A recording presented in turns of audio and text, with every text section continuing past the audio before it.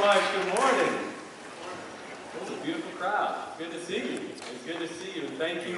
And thank you also, Brian, for the incredibly warm welcome, for the great introduction, for your leadership, and despite being from New Mexico, for reminding us all that Maryland is where it's at. It's great to have you here, and also, can we please give a round of applause to our president, Calvin Ball?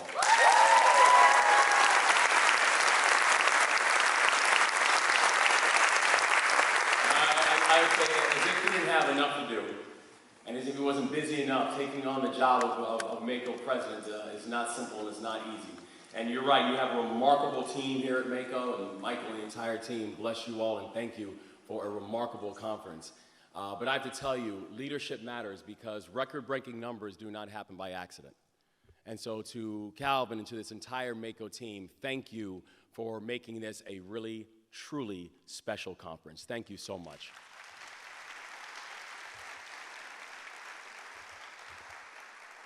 And and I tell you, it's been a joy to be here, and I'm thankful that also to be here with my amazing partner in the work, our Lieutenant Governor Aruna Miller.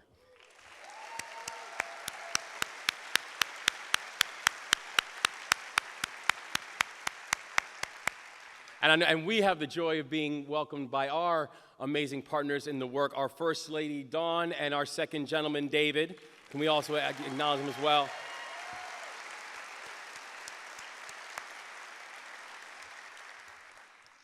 And it's beautiful to be here because we all know what we're here for, right? I mean, this is an opportunity to celebrate Maryland.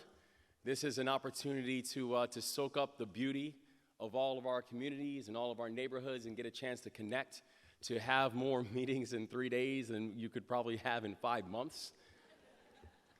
And also for many of you to prove that business casual actually means flip-flops. We were laughing earlier. I have seen more county executives in shorts. Some who I hope I never see in shorts again.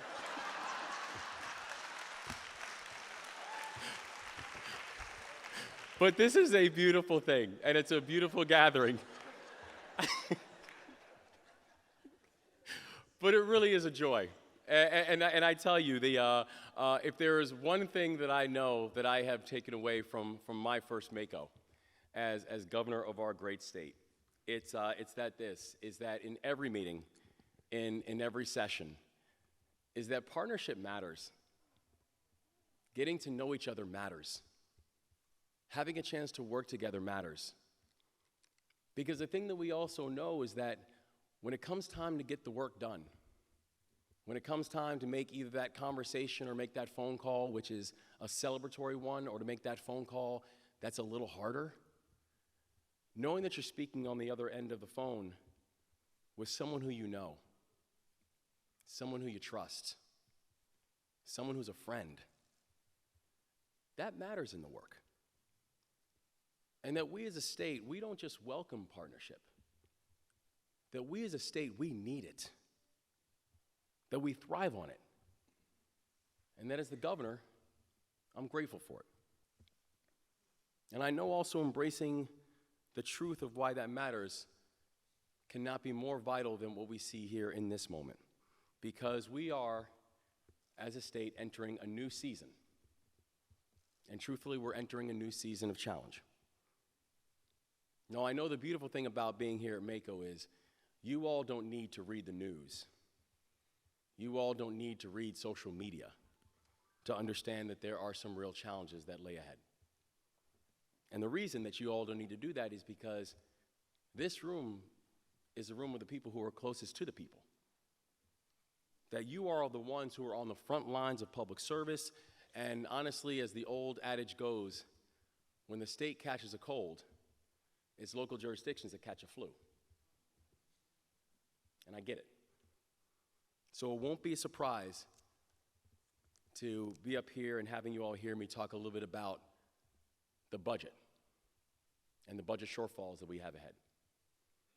So today, I'm going to be transparent, and I'm going to be clear-eyed about what we have and what we're up against.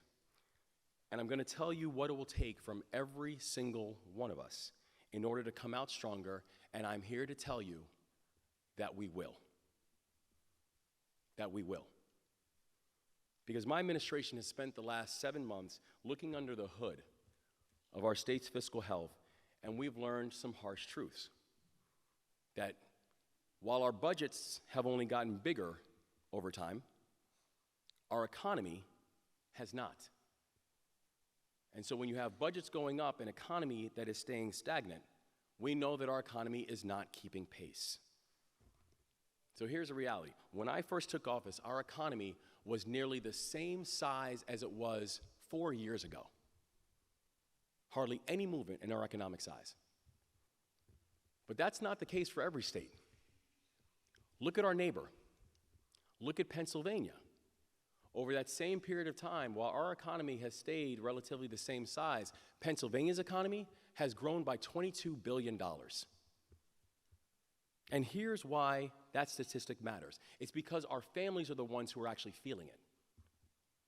Because last year, the total personal income in Maryland grew at nearly half the rate of the rest of the country. Half. So the average New Jerseyan saw an extra $1,700 in their bank account. The average Marylander, only $1,000. So, and I get it. I understand that I'm new to politics. But I'm not new to balance sheets. That before I had a chance to run for office, I had a chance to be an entrepreneur and a small business owner and run large organizations. And what I took away from those experiences was this: balance sheets don't lie. That since at least 2017, the Department of Legislative Services have been forecasting structural deficits, since at least 2017. And those projections that they were making, let's be clear, those were made under the last administration, not this one. Those were their numbers, not ours. And so the trouble beneath the surface has been masked by federal cash and federal infusion of cash and big stock gains that happened during COVID. So during that time period, Maryland and every other state has benefited from billions of dollars in federal money that has come through the COVID emergency. That the state of Maryland and every other state has benefited from record highs in the stock market that brought in tax revenue that was keeping our budget healthy. But we all knew that those days would not last forever. And this is exactly what we've been saying from before when I became governor. In fact, this is what I said when I had the last opportunity to address this crowd in Winter-Mako. That was the focus of the speech. As governor-elect, this is what we were saying when we rolled out our first budget. This is what we've been saying for the past 7 months. So now, we are forced to reckon with the structural challenges that are facing our economy and the structural challenges that are facing our budgets. Now, Maryland has some of the best assets in the world, but our economy is not reaching its full potential. And as a result of that, our fiscal health is falling behind, and our ability to meet the needs of our people is being hampered. So put simply, our economic engine does not support our ambitions. And over the last 20 budgets in Maryland, 17 have needed cuts in order to stay balanced. So that means right now, we've got a choice. We could easily just preserve the status quo. That our state has the assets to keep our economy alive, so we can continue counting on the eds and the feds and the meds. And we can do those things to actually maintain our fiscal footing, because those things alone are the foundations of our financial and our fiscal health. But I believe that preserving the status quo is not enough, and I believe that preserving the status quo is not what we were elected to do.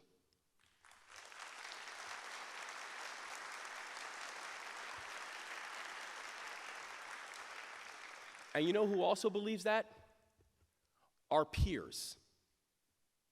Because here's also what we know. If you look around at what our peers are doing, our peers are choosing intentionality over complacency.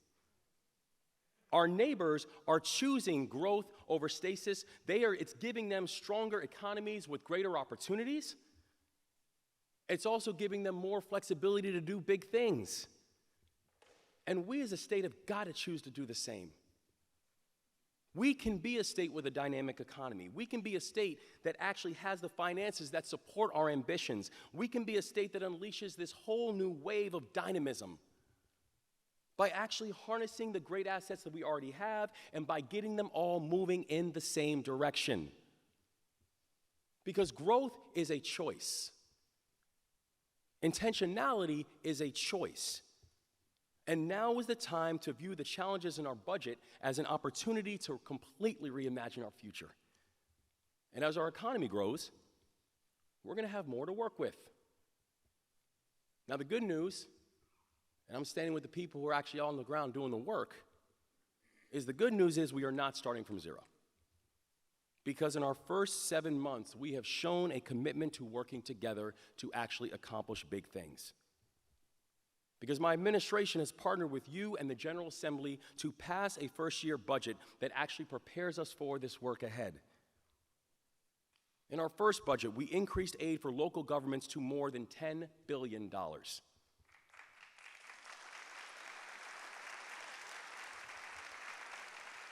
In our first budget, we secured significant investments for mass transit so people can actually get from where they live to where they work. In our first budget, we delivered critical resources to local police departments and local law enforcement across the state to help make sure that we have the ability to retain and attract new talent and to keep our communities safe. In our first budget, we created a historic service year option for high school graduates to bring communities together and to build out our workforce. In our first budget, we raised wages for our hard-working state employees and raised the minimum wage to $15, even as we launched an unprecedented assault, bipartisan unprecedented assault on child poverty in the state of Maryland.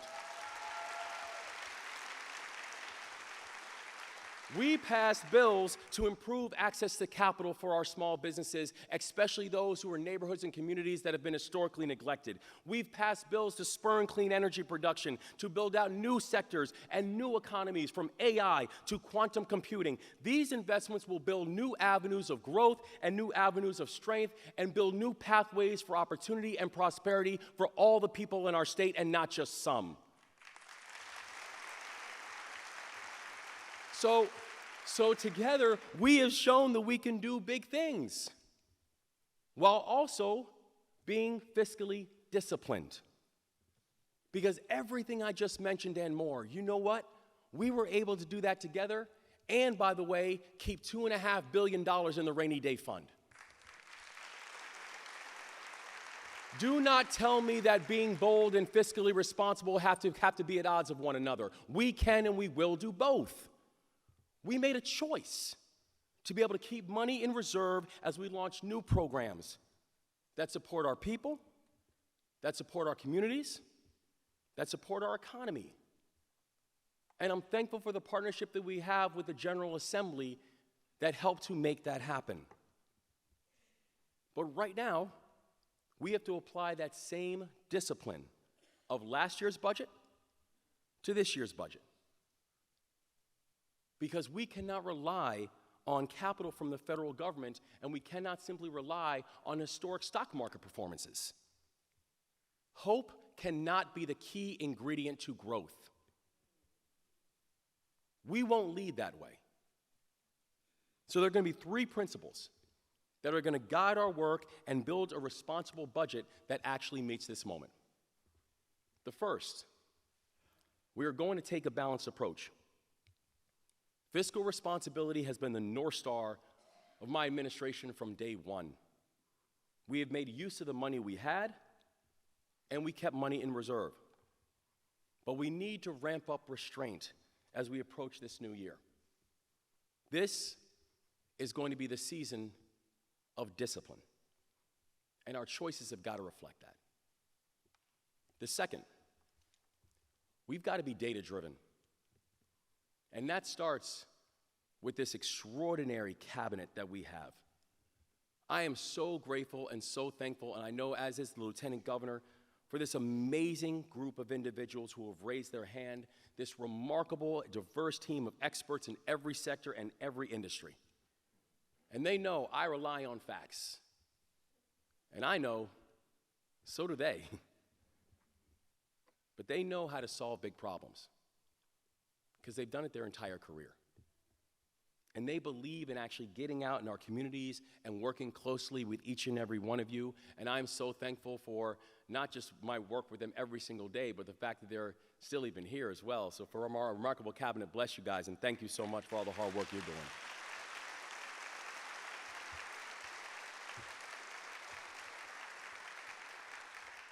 And Paul, you know I'm about to shout you out, right? One of them has a birthday today, too. So Paul Wiedefeld, our remarkable Secretary of Transportation. And so I want to be clear, before I proceed, I want to be clear. We have a rule. You do not come in on your birthday. All right? Your birthday is your day for you to be spoiled and celebrated. And if you choose to come in on your birthday, I will embarrass you. So everybody, when you see Paul, I want you all to sing him happy birthday every time you see him all day long. Happy birthday, man.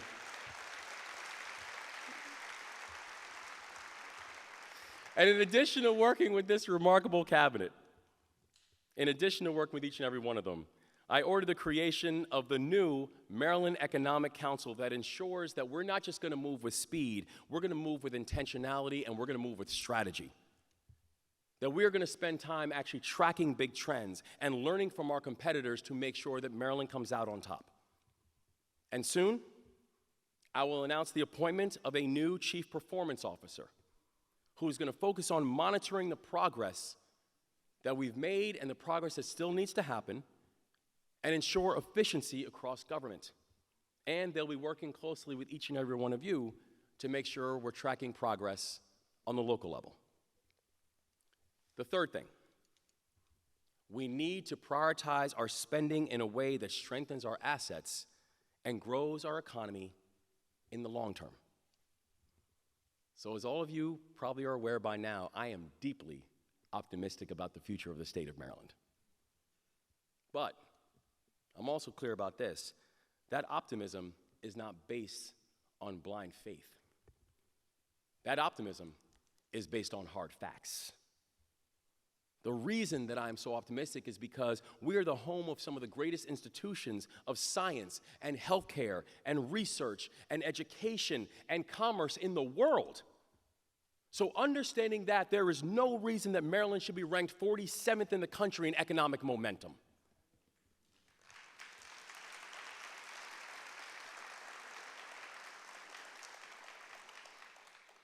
And there's no reason because we're better than that. We just need to start showing it.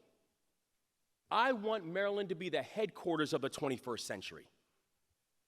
I want to make sure that we have an economy that's on the leading edge of innovation, that we have businesses that are ready to dominate, that we have a labor force that is ready to drive growth. And we can, in this moment, seize this moment. The national economy is changing. And do you know who also knows that? Our competitors. Who would have thought 20 years ago that Kentucky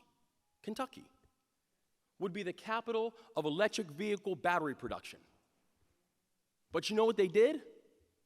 They saw the EV revolution that was happening and they decided to bet on it.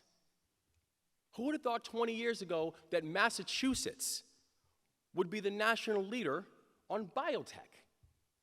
But they looked at their assets and they said, we've got great, tremendous assets, institutions of higher education. We're going to make a bet on it. And now they're the national leader in it. Maryland has the assets to command industries of both the present and the future. Now we just need a strategy and the discipline to actually unlock that same kind of potential. So those three principles, those are going to be the pillars of our success. We're going to be prudent. We're going to be data-driven, and we will prioritize our spending in a way that strengthens our economic engine, not just for the now, but for the future. And discipline will be the thing that will push us forward. The discipline to be collaborative.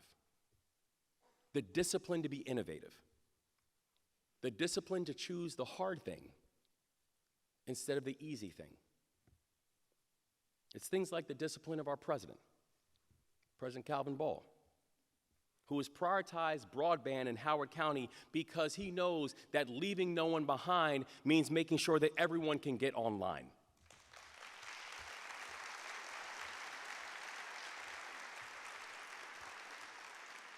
It's the discipline of Lenny Pfeffer.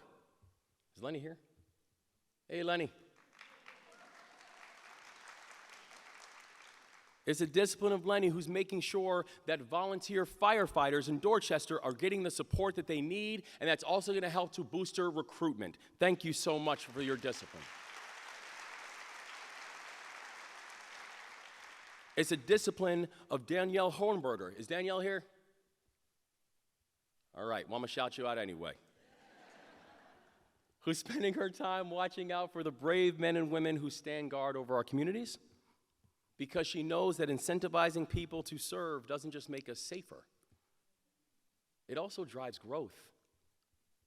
It's a discipline of Paul Edwards and Dave Caporelli, who sat down with me and our entire cabinet and spent time to talk about how we can work across party lines. That these are not partisan conversations. That Maryland winning is not being rooted for by one political party. We all want it, and we're all going after it. And who spent time speaking with us to also talk about the momentum that's happening in Mountain Maryland and making sure that Mountain Maryland has an economy by focusing on infrastructure projects that create jobs. This is going to take discipline from each and every one of us. It's going to take the discipline of the small business owner who chooses to stay in Maryland, even if other states are calling, because they see the same potential that we all do. It'll take the discipline of the student who makes the choice to earn a degree or earn a certificate in a field that's just starting to emerge. And doing that instead of going a more traditional path because they see the same potential that we all do. It'll take the discipline of every single theater, every business, every farmer, every CEO, every educator. Woohoo.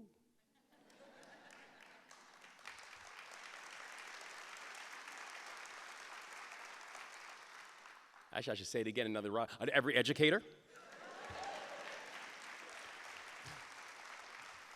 every faith leader, every clerk, every mom and every dad and every guardian, and every village elder. And hear me on this. It's going to take the discipline of elected officials at the state and the local levels.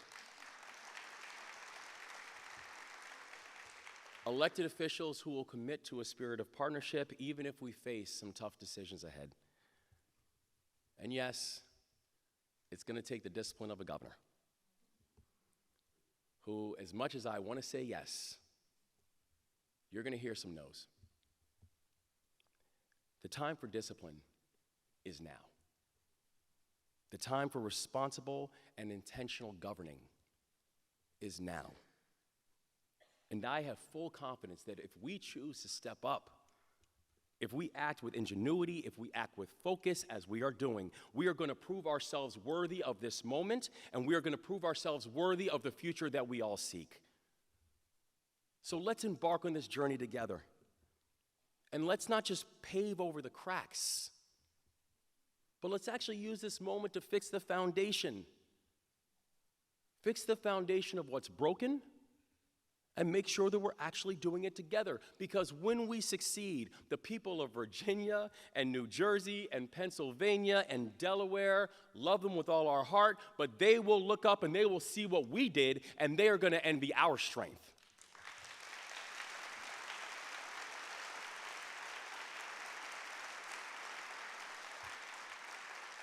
And guess what?